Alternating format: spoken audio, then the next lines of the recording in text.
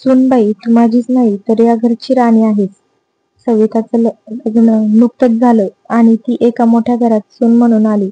तिची सासू सौदामिनी अत्यंत कडक स्वभावाची होती. ती नेहमीच कोणत्या ना कोणत्या कारणावरून सवितावर ओरडायची.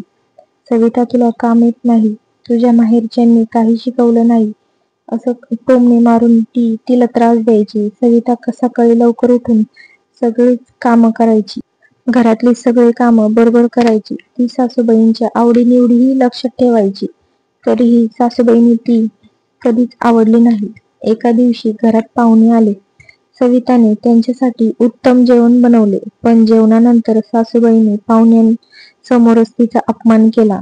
तिच्या हातचं जेवण म्हणजे निव्वळ कचरा असं म्हणत तिचा अपमान केला. सविताला खूप वाईट वाटले आणि तिच्या डोळ्यातून अश्रू आले. सविताचे पती समीर खूप समजदार होते, पण त्याला त्याच्या आईचं वागणं अजिबात आवडत नव्हते. त्याने एकदा आईला समजावून सांगितले, आई, सविताला उगाचच त्रास देऊ नकोस. ती किती कामं करते हे तुला माहीत आहे ना. पण सासूबाईंना काही फरक पडत नव्हता. काही महिन्यात समीरला परदेशात जावे लागले.